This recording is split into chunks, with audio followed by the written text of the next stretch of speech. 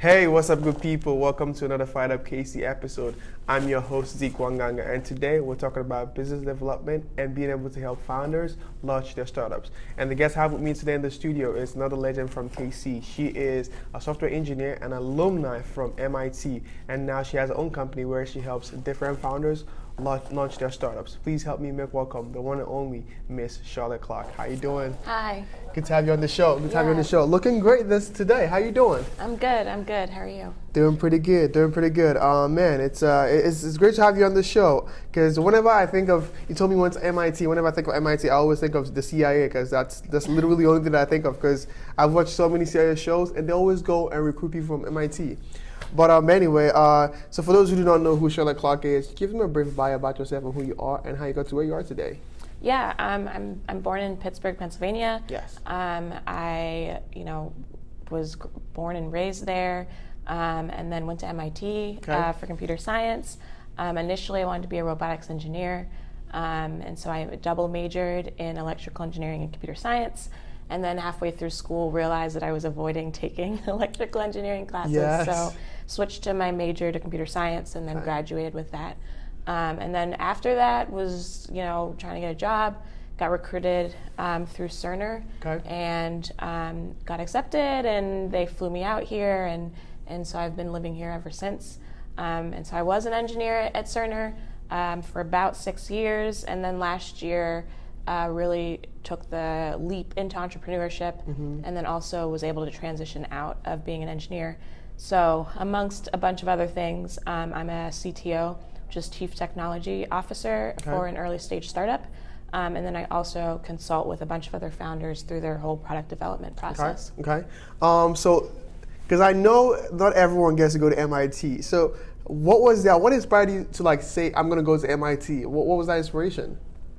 Part of it was family. My grandfather went to MIT, and he also sort of helped to create a program called MITES, and it's for juniors and seniors, or maybe juniors and sophomores, like the first 2 years before you kind of move into college, to kind of learn about MIT and be able to take classes and really get that experience. And so that kind of helps some of the more minority students kind of get into MIT and interested enough so that they feel confident in applying. Yes. And so that was really a big inspiration for me. I also kind of both wanted to be in the language area and or be an engineer. Yes. So that was kind of like me teetering back and forth. But MIT was always a school, it's the best, one of the best for engineers. So that was definitely also an inspiration of being like, okay, like if I want to, become an engineer, if I want to be, an engineer in the industry, I should probably go to MIT. Exactly. So it definitely, I don't know that anything of my application really stood out. Like, from my perspective, I also interview a lot of prospective MIT students, and I'm like, wow, you guys are like light years ahead of where I was. So I honestly don't know how I got in, but it was I'm really grateful that I got in. Yes. Obviously you get in MIT, you kind of have to go. So exactly. I went, and it's been a really great experience. Yeah, I like you say, if you get into MIT, you kind of have to go. I guess you really have to go. Yeah. But anyways, because I know, so you speak different languages, like you can speak French too, right? What other languages do you speak as well? Yeah, I took Spanish in high school, so I doubled in it. So I was taking both French and Spanish for 3 years. And then when I went to MIT, I took my first semester, I was learning Japanese, which I did not take well to that. Yeah. And then junior year, I was taking Italian. I took like a shortened course of Italian, and then I went to Italy, promptly forgot it all. Nice. Didn't know how to speak it. So yeah, a few. Dang, that's pretty dope. I'm gonna tell you a funny story about me learning French. I think it was back in high school. I think I told you this backstage. It's like I had this French teacher back, and he was like a really rude French teacher.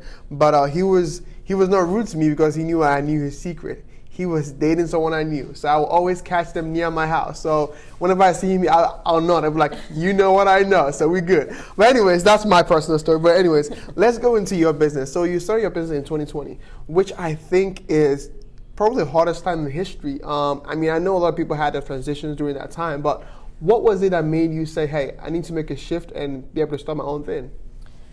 Yeah, it's kind of interesting because like 2018, I definitely had that shift of being like, oh, I'm just an engineer to like, oh, like I should be more client facing, like just speaking with people and understanding their problems and trying to help solve those. Really, kind of like was the catalyst of that.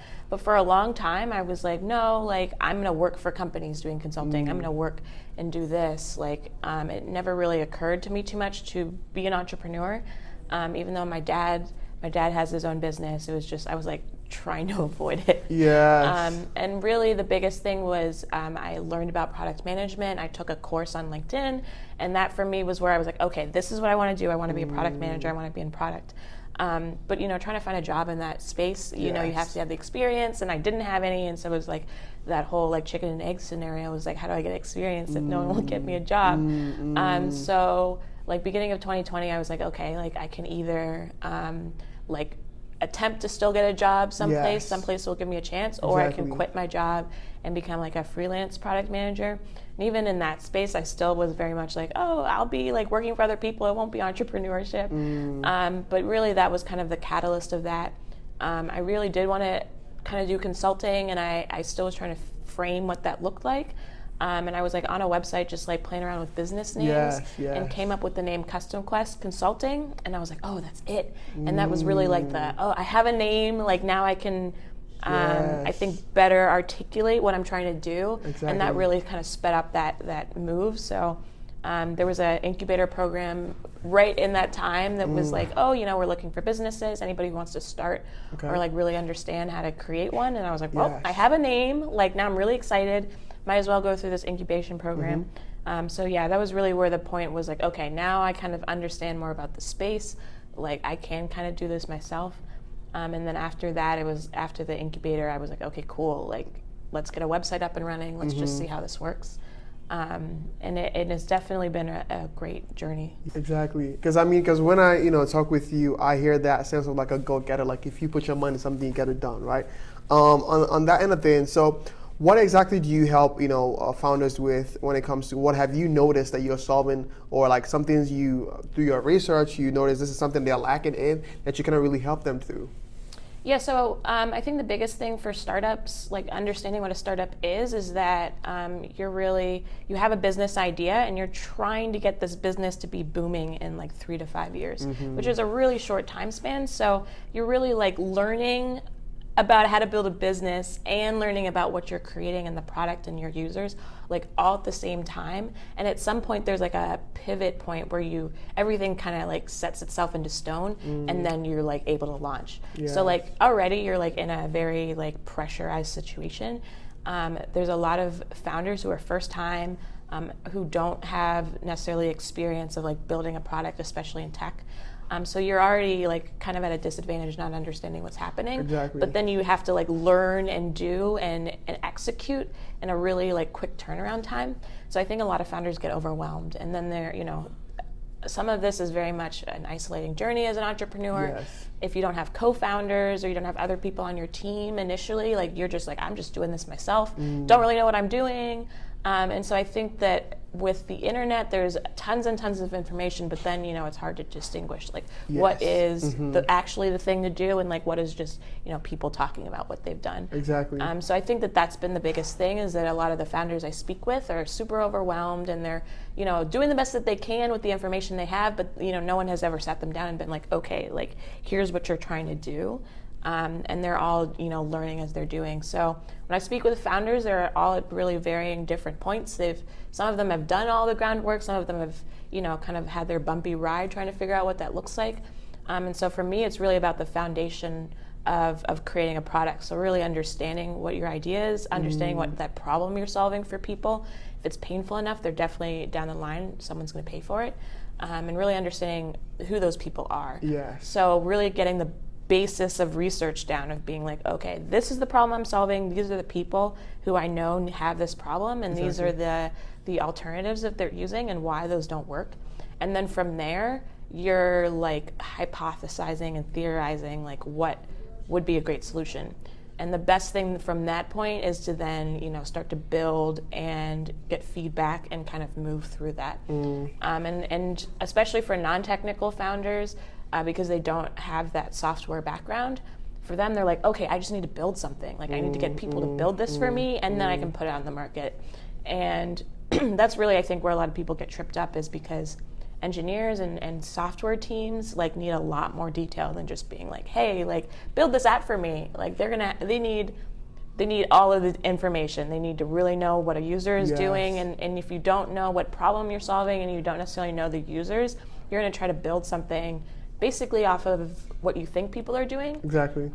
Instead of based off of research. And I think that's the biggest thing is that kind of like overwhelmingness of the process.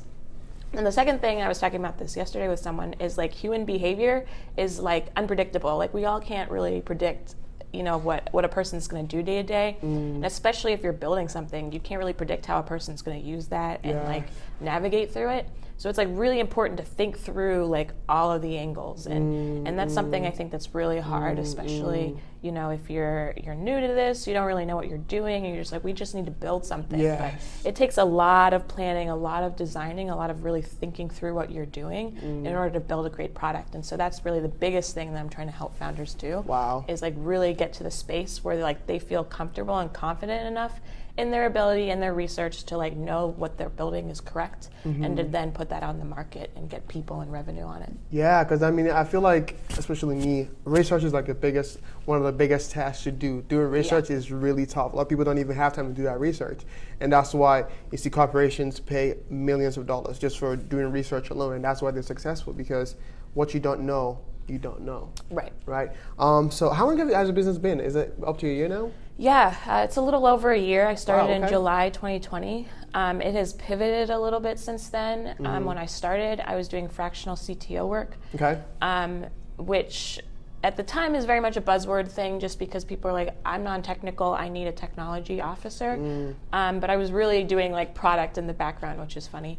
And then since then, I've shifted into being more of a product consultant, working more in the product development process. And so now I'm shifting again into product strategy. With that, let's toast to passing the year mark. That's success right there.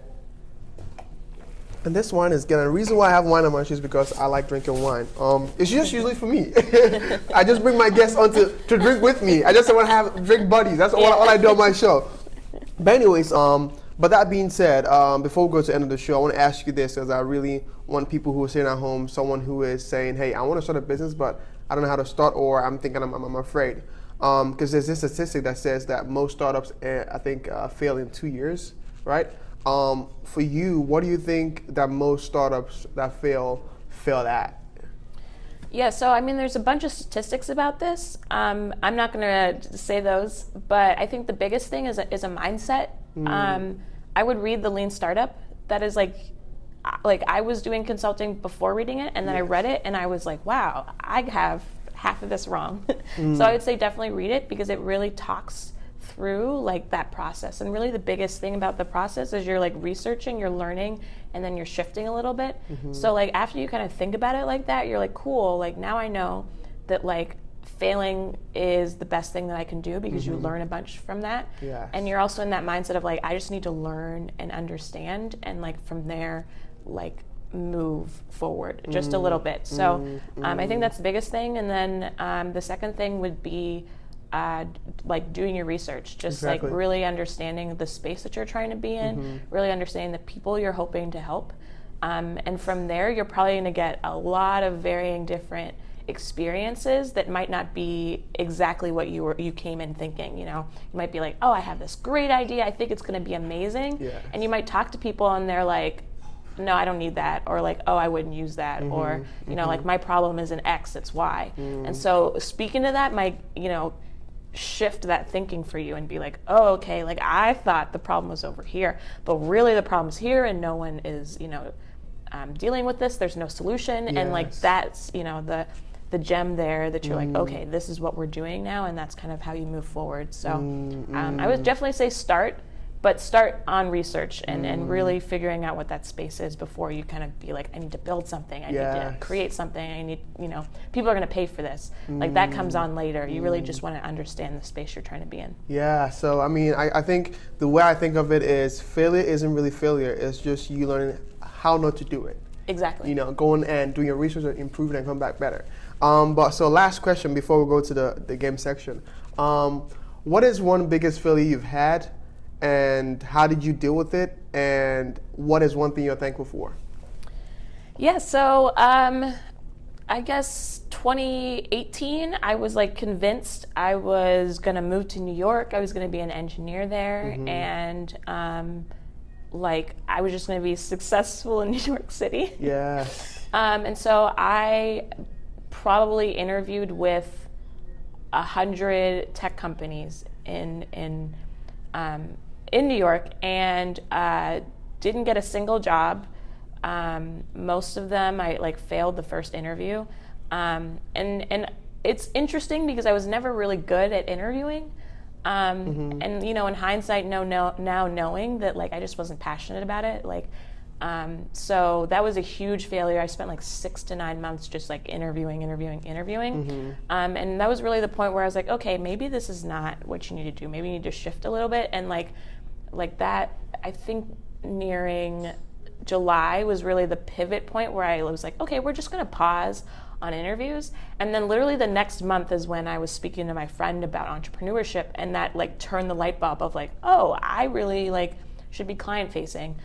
So like that was a major failure, but at the same time, like it was kind of the catalyst for me to realize that like engineering is not where I want to be. And so I think about that and I'm like, wow, what would it have been like if in April, like I had gotten a job and I had moved? Yes. Like would I still just be like chugging along as an engineer? Like would I still, hit the point of being like, oh, entrepreneurship or like consulting is a thing, but being in a new job, like that could have been, near impossible. So I think that was like the best failure that could have happened at that time. And then I'm really grateful, I think, just for beginning the job that I did and like doing the consulting work. Yes. Because it really helped me, ironically, to transition out of engineering.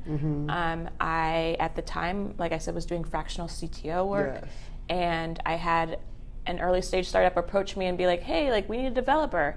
And we're talking and they're both founders. And so I was like, I've been talking to founders all the time. So I knew the questions to ask. Exactly. And I was able to be like, oh, you guys don't need an engineer, you need a CTO. Like, and this is what a CTO does, and this is what I can do for you. Wow.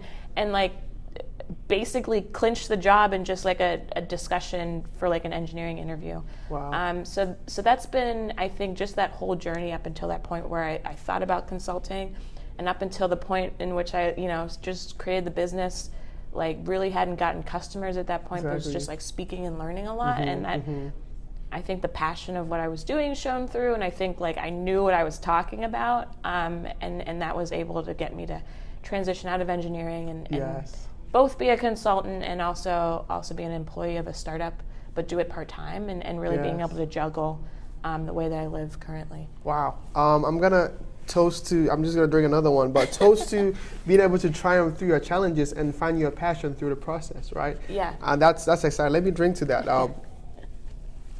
But anyways, thank you for coming on the show. I really appreciate you telling your journey and being able to help businesses, kind of find the problems and the ways that they can improve on, right? But we've come towards the end of the show. This is the game section. This is going to be a whole new game, but I'm calling this one Where Should I Go? So I'm going to ask you, where should I go? So you're in KC, and I know you love KC, so I'm going to ask you first, where should I go to eat in KC? Top 3 places to eat in KC. Top 3? Whew, okay. I'm going to have to go by cuisine because this is me. So if you would like pho, have you eaten pho before? No, I have not. Okay, it's like soup. The broth is amazing. Noodles, vegetables, meat. It's the best. If anyone has not eaten pho, you have to just go. Yes. There's Eiffel Tower in like 39th Street area. Okay. Like, go there. Like, great. It's just great. I literally went there Monday. Like, it's so good. It's literally the soup I eat all winter, and then usually into spring because it's not warm enough yet. And I have eaten pho in the summer too. So like it's a year round. It's a year round soup. Would be number 1. Okay. Number 2 is Ethiopian. I don't know how I did this, but it's in the same space. Have you been to Masab? No, I have not been to a lot of places. No, Okay, so Nasab is Ethiopian. Okay. I think it's also Caribbean fusion too. Okay. Go there. They've got great food on both sides of Ethiopian and on the Caribbean side. I went there for my birthday this year. It was delicious. So I guess that would be number 2. Definitely okay. Number 3 is dumplings. Yeah. Chewology just reopened. They were in Lenexa Public Market. Okay. And then now they've moved into Westport. They just opened Friday. The dumplings are like the best dumplings. They're warm. There's like a little bit of juice in there. Okay. So when you bite it, it like squirts a little bit, but like so good, so good. So I highly would recommend Chewology. They have other things, but I literally only go there to order their dumplings. Okay. So yeah, I guess that would be top 3. Cool. So the second question, where should I go if I want to get connected in KC? Okay, I would say Porterhouse KC has an office on 18th and Vine. I have not been there without being invited, but I know that it's open. And I think that's like probably the best place you could go. Dan and Sharon are great. Definitely people that like when I met them, I was like, I've made it. So like they have a bunch of different, mentorship opportunities, bunch of different business programming. So I would definitely say that that's the place to go if you're really just like, I need to just walk in and be in the entrepreneurship space. So the reason why I asked you the first 2 questions, the first one about food, because I remember when you told me that you like eating in Kansas City, and the second one is you get connected and when you come to KC. So, but thank you for giving us those awesome pointers.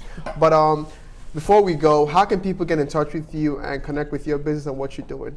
Yeah, I have a LinkedIn page. My handle URL is charlotte-a.clark. And on Instagram, it's the same thing with period, charlotte.a.clark. And then you can also find me on my website, which is www.charlotteaclark.com. So hopefully if you type in Charlotte A. Clark, you'll probably get something. Yeah. But those are probably the easiest ways to kind of get in touch with me. Awesome. Thank you again for coming on this show. It's been a great show. Even though I drank all the wine, I still had fun.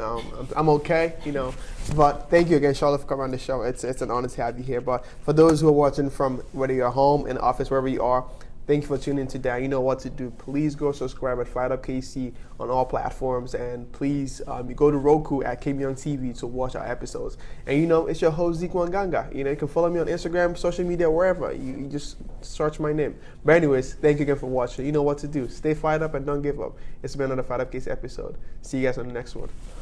Boom.